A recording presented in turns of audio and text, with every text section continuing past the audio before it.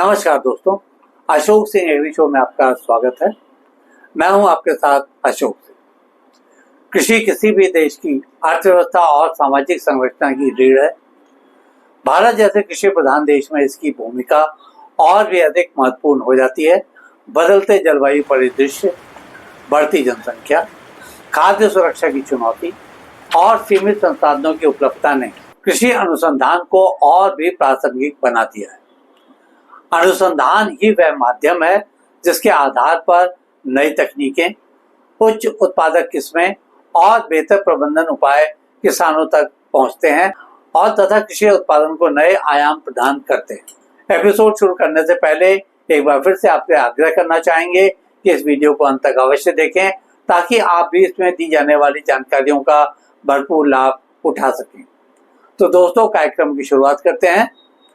कृषि अनुसंधान का उद्देश्य केवल उत्पादन बढ़ाने तक ही सीमित नहीं है, बल्कि गुणवत्ता, पोषण, स्थायित्व और पर्यावरणीय संतुलन बनाए रखना भी इसके प्रमुख लक्ष्यों में शामिल है। कृषि वैज्ञानिकों द्वारा निरंतर जारी अनुसंधानों के बदौलत ही आज फसल उत्पादन एवं उत्पादकता में सतत वृद्धि हो रही है। तमाम फसलों की पोषण युक्त फसलों का विकास हो सका है। जलवायु परिवर्तन के अनुकूल किस्में विकसित की जा रही हैं। फसलों के कीट तथा रोग प्रबंधन के लिए नई तकनीकें अस्तित्व में आ रही हैं। किसानों की आय बढ़ाने के लिए कृषि लागत को घटा पाना संभव हो रहा है तथा कृषि उत्पाद किसान मूल्यवर्धन कर बेहतर आमदनी की राहें खुल रही हैं। भारत में ही नहीं, विश्व के अन्य देशों में भी कृषि अनुसंधान लगातार नई ऊंचाइयों को छू रहा है। आगे बढ़ने से पहले इस ओर भी गौर कर लेते हैं। जीन एडिटिंग, CRISPR-Cas9 तकनीक द्वारा कीट प्रतिरोधक एवं अधिक उपज देने वाली किस्में तैयार की जा रही हैं। स्मार्ट फार्मिंग और प्रिसीजन एग्रीकल्चर में ड्रोन, सेंसर, उपग्रह डेटा और आर्टिफिशियल इंटेलिजेंस का उपयोग बढ़ रहा है। हाइड्रोपोनिक्स तथा एरोपोनिक्स जैसी बिना मिट्टी की खेती लोकप्रिय हो रही है। जलवायु स्मार्ट खेती और कार्बन न्यूट्रल खेती के प्रयास तेज हुए हैं। यूरोप, अमेरिका और चीन में कृषि जैव प्रौद्योगिकी यानी कि एग्री बायोटेक पर बड़े पैमाने पर निवेश हो रहा है। विभिन्न फसलों में अनुसंधानों की बदौलत किस तरह की सफलताएं हासिल की गई हैं, इस बारे में भी बात कर लेते हैं। गेहूं और चावल की बात करें तो हरित क्रांति के समय उच्च उपज देने वाली इन फसलों की उन्नत किस्मों ने देश को खाद्यान्न आत्मनिर्भरता दिलवाई। मक्का, ज्वार, बाजरा आदि फसलों की सूखा सहनशील किस्मों का विकास निरंतर किया जाता रहा। फल और सब्जियों की तमाम रोग प्रतिरोधक और पोषक तत्वों से भरपूर किस्में किसानों तक पहुंचाई गईं। इसी तरह से दलहन में चना, अरहर और मूंग में कीट तथा रोग प्रतिरोधक किस्में बड़े पैमाने पर तैयार की गईं। कपास में जैव प्रौद्योगिकी आधारित सफलताएं सामने आई हैं। तिलहन फसलों की बात करें तो सरसों और सोयाबीन में अनुसंधान से उत्पादन बढ़ा है। अब भारतीय कृषि अनुसंधान तंत्र के महत्व और यहाँ के कृषि वैज्ञानिकों के विशिष्ट उपलब्धियों पर भी चर्चा कर लेते हैं। देश में कृषि अनुसंधान का नेतृत्व भारतीय कृषि अनुसंधान परिषद या ICAR करता है, जिसके अधीन 100 से अधिक अनुसंधान संस्थान, 75 कृषि विश्वविद्यालय और अनेक राष्ट्रीय अनुसंधान तथा 750 से अधिक कृषि विज्ञान केंद्र या KVK कार्यरत हैं। प्रमुख संस्थानों में IARI यानी कि भारतीय कृषि अनुसंधान संस्थान नई दिल्ली, जो कि हरित क्रांति का केंद्र है। CIMAP लखनऊ, औषधीय तथा सुगंधित पौधों पर अनुसंधान करने से संबंधित। NBPGR दिल्ली, पादप आनुवंशिक संसाधनों का संरक्षण करने का दायित्व संभालते हुए। IVRI बरेली, पशु चिकित्सा अनुसंधान पर कामकाज करता हुआ तथा क्रीडा हैदराबाद, शीर्ष क्षेत्र कृषि अनुसंधान में नई तकनीकों का विकास करने में संलग्न संस्थानों का प्रमुख तौर पर उल्लेख किया जा सकता है।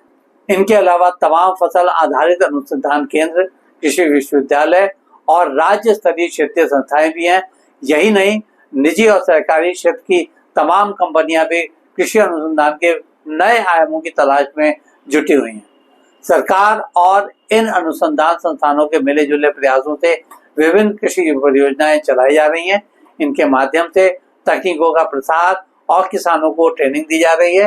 इनमें national innovation on climatic resilient agriculture यानी निकरा परियोजना जलवायु परिवर्तन अनुकूल खेती पर केंद्रित है। किसानों को ड्रोन आधारित स्प्रे और फसल निगरानी पर जागरूक बनाने के लिए अभियान, IT आधारित किसान पोर्टल और मोबाइल ऐप्स के जरिए जानकारी पहुंचाना, जैव उर्वरक और जैव कीटनाशक का उपयोग करने के लिए प्रोत्साहन तथा जागरूक करने संबंधित अभियान, जीनोमिक्स और बायोटेक्नोलॉजी द्वारा सूखा, लवणीयता और रोग प्रतिरोधक किस्मों का विकास, स्मार्ट सिंचाई प्रणाली में ड्रिप, स्प्रिंकलर, सेंसर आधारित सिंचाई तकनीकों पर ट्रेनिंग आदि का विशेष तौर पर उल्लेख किया जा सकता है।